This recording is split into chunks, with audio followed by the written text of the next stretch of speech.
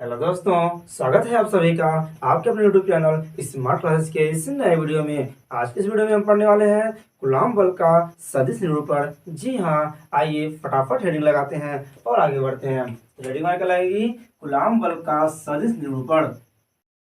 इसको पढ़ने से पहले हम आपको बताते हैं, अगर आप मैथ के स्टूडेंट्स हैं तो आप 11th क्लास में पढ़े होंगे वेक्टर सदिश। जी हाँ, ये बिल्कुल उसी पे डिपेंड है कि हमको किसी भी बिंदु का, किसी भी आवेश का, किसी भी बल का सदिश कैसे निकालना होता है, वही पढ़ेंगे। और आप 9th में, 10th में, 11th में भी पढ़े होंगे क्या? निर्देशांक ज्यामिति। उसी निर्देशांक ज्यामिति के हिसाब से हम वेक्टर निरूपण निकालते हैं, सदिश वेक्टर निकालते हैं। तो हम भी लेंगे और हमको पता है कि वेक्टर सदिश निकालने के लिए निर्देशांक ज्यामिति लेना बहुत आवश्यक है। और निर्देशांक ज्यामिति में दो अक्ष होते हैं, एक्स अक्ष और वाई अक्ष। आइए राइट करते हैं।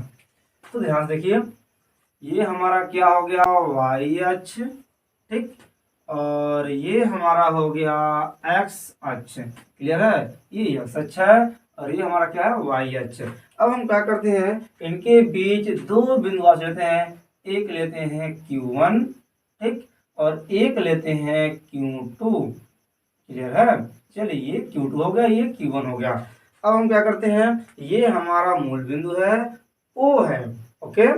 अब देखिए, सबसे पहले हम क्या करते हैं, इन दोनों बिंदुओं का स्थिति सदिश निकालते हैं। तो स्थिति सदिश क्या होता है भाई? तो ध्यान से देखिए, मान लीजिए हमको Q1 का अगर स्थिति सदिश निकालना हो तो हम देखेंगे किसके सापेक्ष निकालना है। अगर इसका स्थिति सदिश देखना है, इसकी दिशा देखनी है तो किसके सापेक्ष देखनी है? तो यहाँ हमको किसके सापेक्ष देखनी है? O के सापेक्ष, क्योंकि मूल बिंदु हमारा O है। इससे कितनी दूर में है, किस दिशा में है, इसी को क्या बोलते हैं? स्थिति सदिश बोलते हैं। तो ध्यान दीजिए, अगर हमको Q1 का स्थिति सदिश निकालना है किसके सापेक्ष? O के सापेक्ष। तो O से हम क्या करेंगे, एक रेखा Q से मिला देंगे। मिल गया? हाँ, इधर हम लगाएंगे इस तरह से तीर। यही तीर बताता है Q1 की स्थिति सदिश किसके सापेक्ष? O के सापेक्ष। पुनः हम क्या करेंगे, O से Q2 को मिलाएंगे और यहाँ पर भी हम तीर लगाएंगे। हाँ, इसका मतलब क्या हुआ? ये तीर हमारी बताएगी, ये भी हमारा एरर रहेगा। ये तीर बताती है Q1 आवेश का स्थिति सदिश किसके सापेक्ष? O के सापेक्ष। Q2 का स्थिति सदिश O के सापेक्ष। इसको दर्शाते किससे हैं? तो ध्यान देखिए, इसको दर्शाते हम लोग वेक्टर R से, ये भी वेक्टर R से। यानी कहने का मतलब ये है कि Q का स्थिति सदिश O के सापेक्ष कौन दर्शा रहा है? ये वेक्टर R हो गया, ये भी वेक्टर R हो गया। मतलब कि अगर कोई कह दे कि Q1 का स्थिति सदिश कौन है तो आप कहेंगे वेक्टर R। वेक्टर R का मतलब क्या है? वेक्टर R ये है कि Q1 का स्थिति सदिश O के सापेक्ष। क्लियर हो गया? चलिए, अब हम क्या करते हैं, Q2 को Q1 से मिलाते हैं, यानी इसका भी स्थिति सदिश लिखेंगे। यहाँ पे Q1 का स्थिति सदिश होगा Q2 के सापेक्ष। पुनः उल्टा भी घुमाते हैं। अब उल्टा अगर करते हैं तो ये इस तरह से बनेगा। ये क्या बताएगा? ये बता रहा है Q2 का स्थिति सदिश Q1 के सापेक्ष। इतनी बात क्लियर है? हाँ, अब से समझ लीजिए। अगर आप बायोलॉजी के स्टूडेंट होंगे तो थोड़ा सा आपके सर से ऊपर से आ रहा होगा, लेकिन समझने का प्रयास करेंगे तो बहुत आसानी से समझ जाएंगे। ठीक है? बाकी जो बच्चे मैथमेटिक्स के हैं, जो ढंग से अगर 11 पढ़े होंगे, 9th को पढ़े होंगे, 10th को पढ़े होंगे, उनको ये चीजें समझ में आ रही है। तो ध्यान से देखिए, फिर से रिविजन करते हैं, कोई जल्दी नहीं है। हमने क्या कहा कि ये हमारा कोई निर्देशांक ज्यामिति है, एक्स अक्ष और वाई अक्ष। इसमें हमने कोई दो बिंदु आवेश लिया, Q1 और Q2। अब हम Q1 का स्थिति सदिश निकालेंगे किसके सापेक्ष? तो O के सापेक्ष। तो O से हम Q1 को मिलाएंगे और तीर का निशान इसके तरफ होगा, क्योंकि इसकी हम निकाल रहे हैं स्थिति सदिश। ठीक है? किसके सापेक्ष? O के सापेक्ष। जिसके सापेक्ष निकालते हैं और जिसकी निकालते हैं, तो जिसकी निकालते हैं उधर तीर ले जाते हैं और जिधर जिसके सापेक्ष निकालते हैं उधर पिच रहता है। ठीक है? हाँ, पिच का मतलब पीछे वाला हिस्सा। चलिए, तो यहाँ पर भी हम Q1 का निकाल रहे थे O के सापेक्ष, तो O को Q से मिला दिया, तीर निशान इधर रहेगा। फिर इसका निकाल रहे हैं तो O को हम Q2 से मिला दिया, तीर निशान इधर है। अब अगर हम इन दोनों का निकालेंगे, Q1 का निकालेंगे Q2 के सापेक्ष तो तीर इधर रहेगा। अगर Q2 का निकालेंगे Q1 के सापेक्ष तो इधर रहेगा। एक काम करते हैं, ये ब्लू से है, ये ब्लू से है, इसको ब्लैक से करते हैं।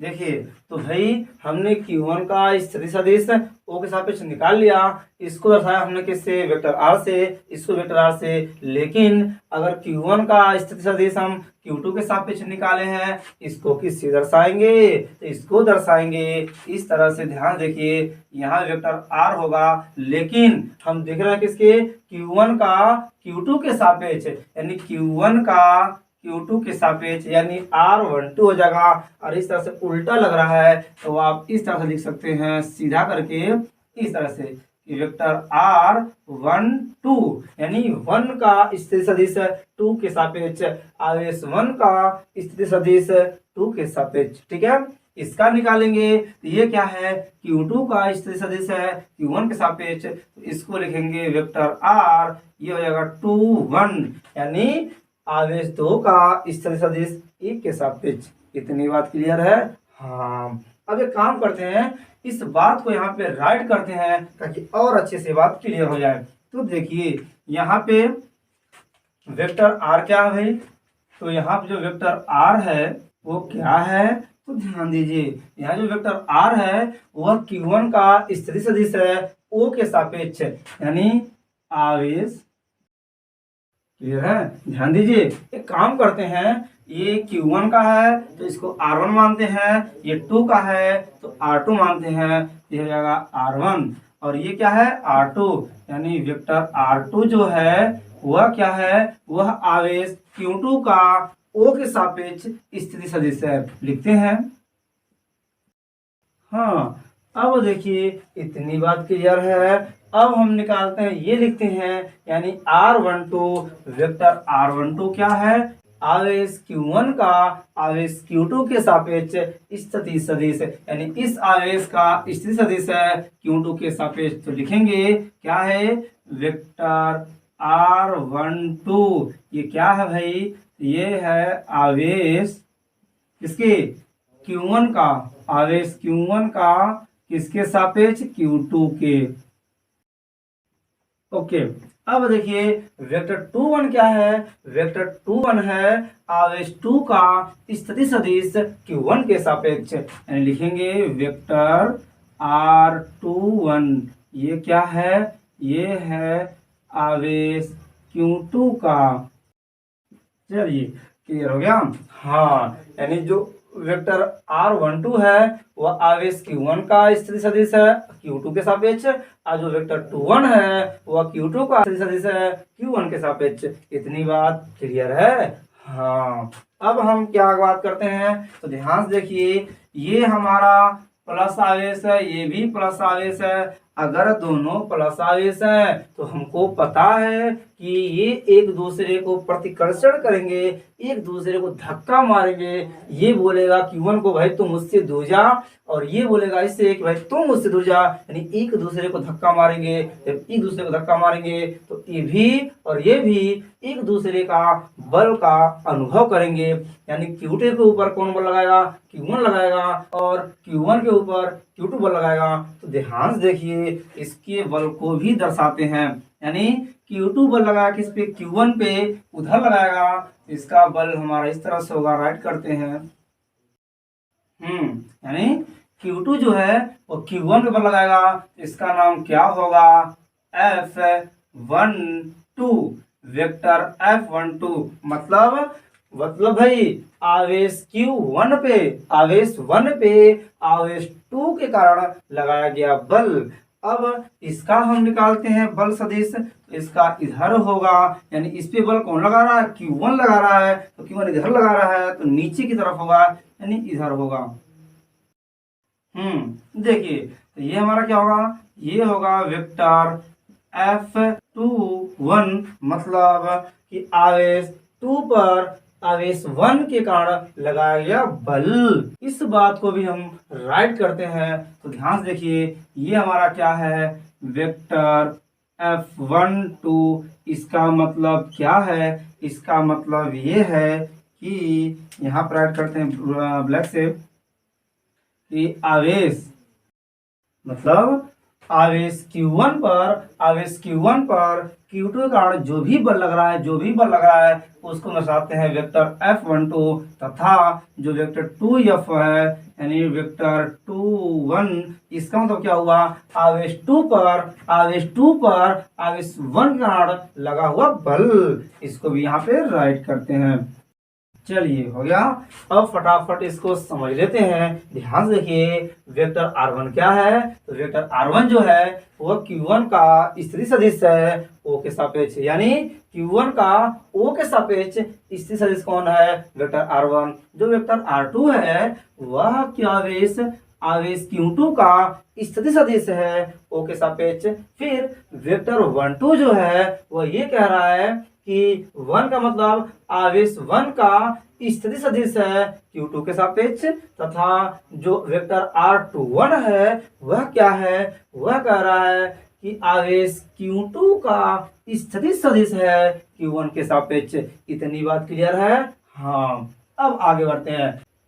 वेक्टर F12 क्या भाई तो ध्यान से देखिए वेक्टर F2 का मतलब हो गया आवेश 1 पर लगा Q2 के कारण बल यानी आवेश Q1 पर Q2 के कारण लगा बल आवेश Q1 पर Q2 के कारण लगा बल ठीक है। और वेक्टर F21 का मतलब आवेश 2 पर आवेश Q2 पर आवेश Q1 के कारण लगा बल यानी Q2 पर इसी कारण जो भी बल लग रहा है वह वेक्टर F21 है और Q1 पे Q2 के कारण जो बल लग रहा है वह वेक्टर 1F2 है।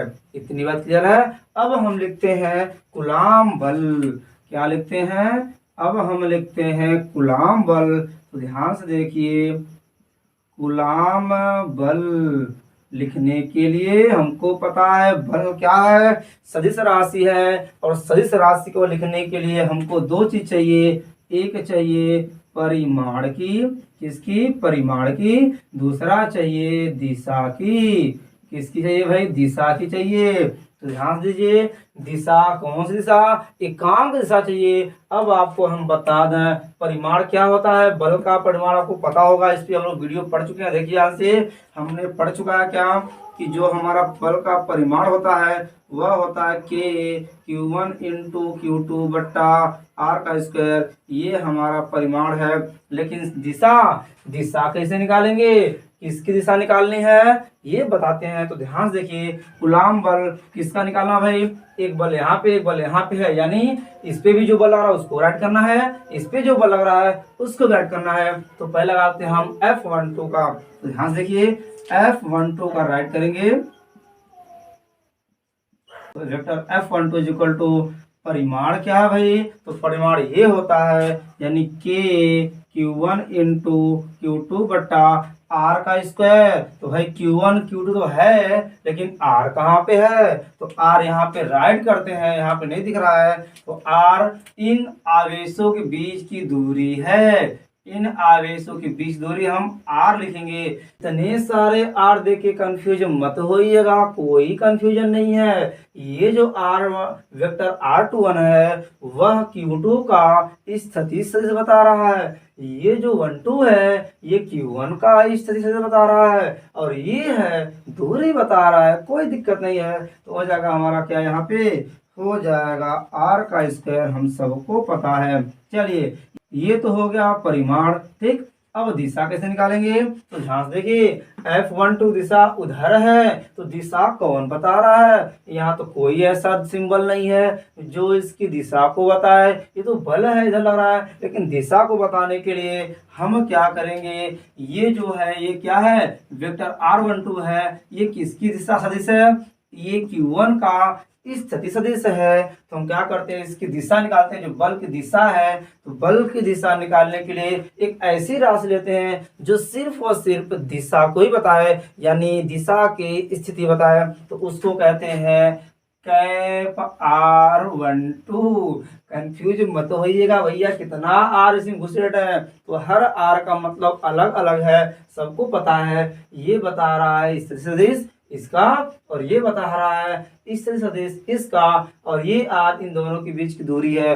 अब जो हम कैप लिख रहे हैं कैप R12 ये है इस बल की दिशा और इसके लिखेंगे, इसके लिए होगा आर कैप आर 21, ये है इस बल की दिशा जो यहाँ पे हम राइट करेंगे। ठीक है, तो ध्यान से देखिए, यहाँ पे जो दिशा होगी वह F12 है, उसकी दिशा क्या है, यहाँ पे है, यानी हो जाएगा कैप R12।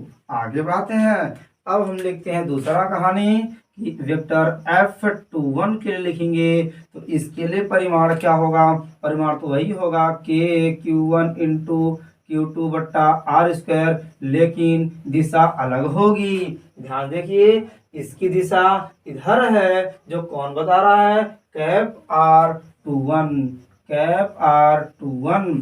क्लियर है, हाँ। अब ध्यान दीजिए भाई, हमको क्या पता है, जो कैप 12 है वो इस दिशा में है, कैप 21 है वो इस दिशा में है, एक दूसरे के विपरीत है। अगर वेक्टर दिशा में अगर इसको हमको दर्शाना हो तो कैसे दर्शाते हैं, जो कैप ये है किसका 21 है वह, यानी जो कैप R21 है इसकी दशा दर्शानी हो तो हम इसके आगे लगा देंगे माइनस, यानी क्या लगा देंगे, माइनस R12 के। माइनस का मतलब होता है विपरीत, यानी माइनस का मतलब क्या होता है, इसके उल्टा होता है। माइनस का मतलब विपरीत होता है, यानी कह सकते हैं जो कैप R21 है वह कैप R12 के उल्टा है, विपरीत है, और विपरीत दर्शाते हैं किससे, माइनस में। अब हमको क्या पता चल चुका भाई कि जो कैप R21 है उसका मान क्या रख सकते हैं, माइनस कैप R12। यहाँ पर राइट करते हैं, तो ध्यान देखिए, वेक्टर F21 बराबर ये जगह KQ1 इंटू Q2 बट्टा आर का स्क्वायर, और इसका मान क्या है, ये है, यानी माइनस, तो काम करती है माइनस रह जाएगा आगे, बचेगा क्या, कैप R12। अब कुछ नोटिस करिए, नोटिस क्या करेंगे कि ये जो है किसका मान है, ये किसका मान है, F12 का। ध्यान देखिए, उसी का मान है, रख देते हैं, तो हमारा कहानी कुछ इस तरह से बनेगा। क्या बनेगा भाई, हो जाएगा, इसको यहाँ पे राइट करते हैं, तो ध्यान से देखिए, हो जाएगा F वेक्टर 12 बराबर माइनस, कंफ्यूजन तो नहीं हो रहा ना, कलर से कर लेते हैं, कोई डाउट नहीं है जी। देखिए ये वेक्टर क्या है, 21 है, इक्वल टू, ये माइनस लगा दीजिए, और ये किसका मान है, देखिए किसका मान है, वेक्टर F12 का। तो आपने कुछ देखा, कुछ नोटिस किया कि इन दोनों आवेशों का जो भी बल है वह बल बराबर है, लेकिन दिशा क्या है, विपरीत है। मतलब कि बल बराबर है, परिमाण बराबर है, दिशा विपरीत है। और ये नियम किसका होता है, गति के तृतीय नियम। आपको पता होगा 9th क्लास में, 11th क्लास में पढ़ाया गया होगा, न्यूटन के गति विषय का तृतीय नियम होता है क्या, कि अगर हम किसी वस्तु पे बल लगाते हैं तो वह भी वस्तु उतना ही बल विपरीत दिशा में लगाती है। तो यही नियम कूलाम के बल में भी फॉलो हो रहा है, यानी इसलिए कहा गया है कि जो भी कूलाम का बल है वह न्यूटन के गति विषय के तृतीय नियम का भी अनुपालन करता है। इस बात को राइट करेंगे, मतलब इस पूरे चीज से निष्कर्ष क्या निकला, निष्कर्ष क्या निकला, इसको लिखेंगे कि निष्कर्ष ये निकलता है कि कूलाम बल का जो नियम है वह न्यूटन के गति विषय के तृतीय नियम, क्रिया प्रतिक्रिया के नियम का अनुपालना करता है। ठीक है, ये यहाँ पे राइट करेंगे, ध्यान से देखिए। देखिए, तो निष्कर्ष क्या निकल रहा भाई कि जो F12 और F21 का जो परिमाण है वो बराबर है, लेकिन दिशा क्या है, विपरीत है। जो किसको डिपेंड करता है, न्यूटन के गति विषय के तृतीय नियम को इशारा करता है। वो नियम क्या होता है कि अगर कोई वस्तु किसी दूसरी वस्तु पे बल लगाती है तो वह वस्तु भी उतना ही बल लेकिन विपरीत दिशा में लगाती है। यानी इससे क्या निकलता है कि जो भी हमारा कूलाम का बल का नियम है, सदिश निरूपण है, वह न्यूटन गति विषय के तृतीय नियम का पालन करता है। क्लियर है, इतनी बात क्लियर हो गई तो फटाफट इसका स्क्रीनशॉट लीजिए, और इन्हीं के साथ ये हमारा वीडियो कंप्लीट होती है। पहले स्क्रीनशॉट लीजिए। हो गया। तो आज हम इतना ही पढ़ेंगे, बाकी इसकी अगली हेडिंग हम कल लगाएंगे, कल क्लास में पढ़ेंगे। आज के लिए बस इतना ही। तो ये वीडियो आपको कैसी लगी हमें कमेंट करके जरूर बताइएगा, और वीडियो को लाइक करना, शेयर करना बिल्कुल मत भूलिएगा। और यदि आप इस चैनल पर नए हैं तो प्लीज चैनल को सब्सक्राइब करने के साथ साथ बगल में घंटे का निशान है उससे जरूर दबाएगा, ताकि जैसे ही हम इसकी अगली वीडियो अपलोड करेंगे उसका नोटिफिकेशन आपको पहुंच जाए और आप उस वीडियो को देखने से वंचित न रहें। फिर मिलेंगे नई वीडियो, नई उमंग, नई तरोताजी के साथ। तब तक के लिए जय हिंद, जय भारत।